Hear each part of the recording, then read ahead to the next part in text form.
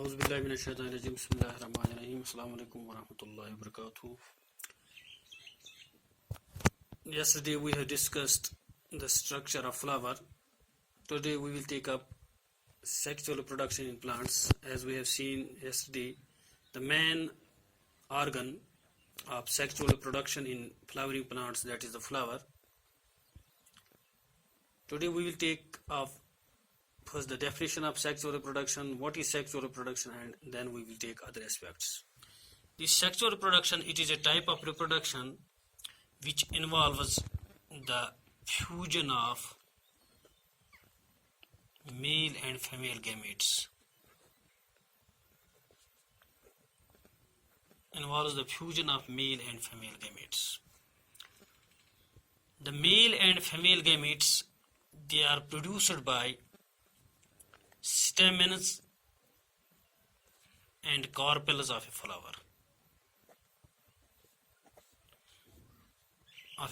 As we have seen yesterday, that a typical flower has 4 parts. Out of these 4 parts, 2 are accessory whorls, that is calyx and corolla, and the inner 2, that is androecium and gynoecium, they are essential whorls or reproductive whorls.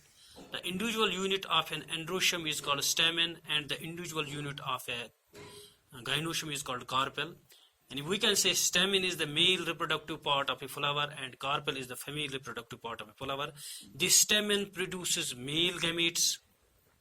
This produces male gametes called pollen grains,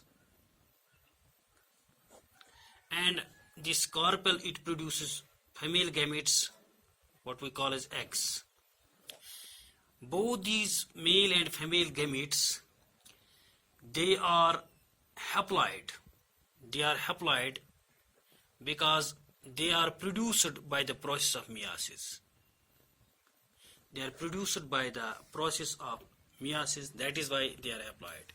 And when these male and female gametes, that is when this pollen grain, that is the male gamete, and the female gamete, that is egg, they fuse, they result in the formation of a diploid zygote. They result in the formation of diploid zygote. This zygote then develops into an embryo, a multicellular structure that is called embryo. This embryo ultimately forms a diploid plant body. Diploid plant body. And in this chapter, that is sexual reproduction in flowering plants or embryology in flowering plants, we have to study all these aspects. We have to study first the structure of male reproductive organ of a flower, then we have to study its development, and then we have to study other aspects, that is the development and structure of the male gametes. Similarly, after this we have to take the structure and development of the female reproductive organ of a flower, then the structure and development of the female gametophyte. And after that we will take other aspects, that is fertilization, development of embryo, development of this endosperm, development of seed and fruit. First we will take the male reproductive part. Male reproductive part or organ of a flower. Male reproductive part or organ of a flower. This male reproductive organ or part of a flower is the stamen.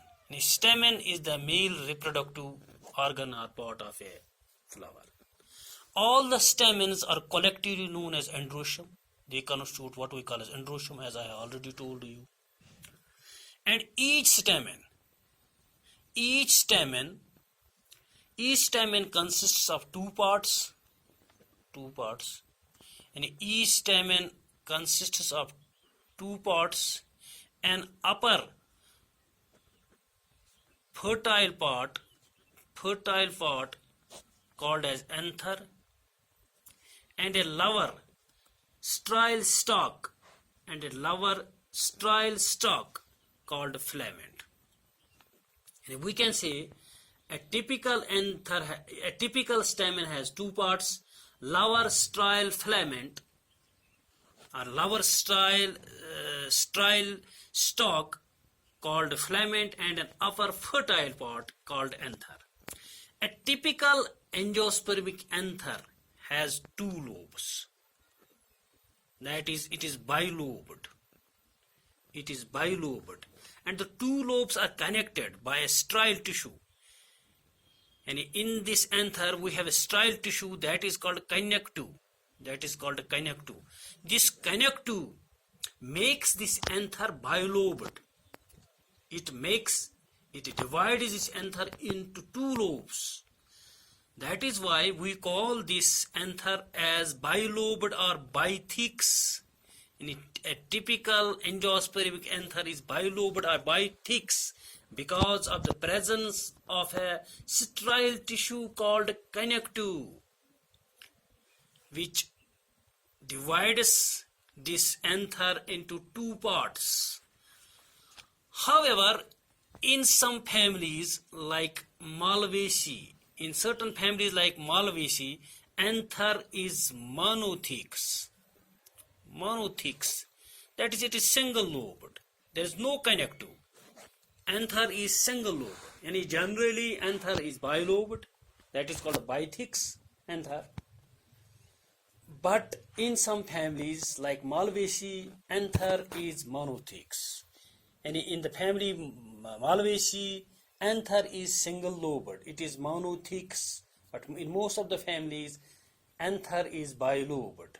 Connected by these two lobes are connected by a strial tissue that is called connective. Now we will take up the structure, the important part of this male reproductive organ or the male sex organ, that is anther. Now we will take the structure and development of anther. And filament is the strial part. Now the fertile part and the most important part is anther. We will take up the structure and development of anther. This anther is also called as microsporangium. So we can also write down the structure and development of microsporangium. It is the part of this, what we can call as flower, which produces microspores, that is male gametes. That is why we call it microsporangium, the portion of this flower which produces microspores. And we can write down structure and development of anther or microsporangium. Now, a very young anther consists of a homogeneous mass of actively dividing meristematic cells. And a very young anther, it consists of a homogeneous mass of actively dividing meristematic cells surrounded by a single-layered epidermis. And a very young anther, it is comprised of a homogeneous mass of actively dividing cells surrounded by a single-layered epidermis. But soon, during the development of the anther, this homogeneous anther, it becomes bilobed.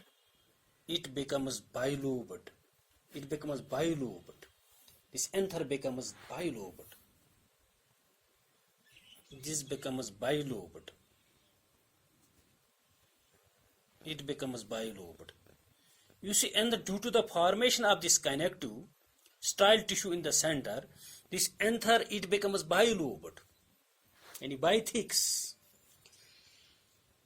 And these are the two lobes of the anther, and each of these lobes, they develop two pollen sacs.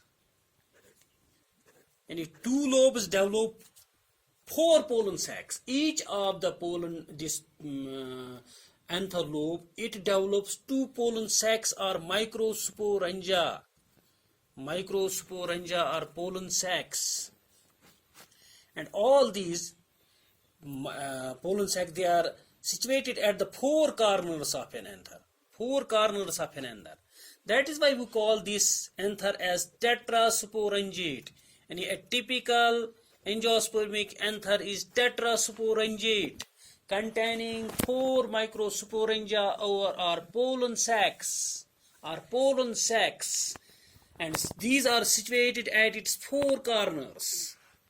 These are situated at its 4 corners. And now we have seen a young anther consists of a homogeneous mass of actively dividing meristematic cells surrounded by a single-layered epidermis, but during its development, it becomes two-lobed due to the formation of the connective in the center, and then each anther lobe develops 2 pollen sacs. Each anther lobe develops 2 pollen sacs or mycosporangia. Thus, a typical anther is tetrasporangiate, containing 4 pollen sacs or microsporangia situated at its 4 corners. This is the structure of the anther, and we have also started the development of the anther. Now, this development of the anther, as we have started it, we have seen that this anther has now 4 pollen sacs. Now we will actually study the development of one pollen sac. We have 4 pollen sacs. We have to study development of one pollen sac. It means we are studying the development of the whole anther. Development of the pollen sac, development of the pollen sacs or mycos begins with the differentiation of some hypodermal cells. In all the 4 corners of an anther. And in all the 4 corners of an anther, in all the 4 pollen sacs of an anther, some of the hypodermal cells, they get differentiated from other cells. Hypodermal cells, the cells which are just below the epidermis, they get differentiated from other cells. How? Because of their large size. And these cells become larger in size. Radial elongation, they increase along their radius, radial elongation, and they contain dense cytoplasm, and conspicuous nucleus. And we can say these hypodermal cells, they are larger than other cells. They have radial elongation, they have dense cytoplasm, they have conspicuous nucleus. These cells, these hypodermal cells, in all the 4 corners, they form what we call as archesporium. Arch means first formed, and this forms the initials of the spore mother cells. That is archesporium. These constitute the archesporium. These archesporial cells then divide periclinally. Periclinal division, a division which is parallel to the periphery, which is parallel to the epidermis. With the result, they form an outer primary parietal cell or layer and an inner primary sporogenious cell or layer. And these hypodermal cells, they get differentiated from others due to the larger size, radial elongation, dense cytoplasm, and conspicuous nucleus. These cells constitute the archesporium. These archesporial cells, that is hypodermal cells, then divide periclinally to give rise an outer primary parietal layer or cell and an inner primary sporogenious cell. Then the cells of the primary parietal layer or cell form the wall of the anther, and the cells of the inner primary sporogenious layer, they form the sporogenous tissue. Now, other aspects of this is the development of wall and development of the sporogenous tissue we will take in another lecture. This is all for today. Thank you. Assalamu alaikum.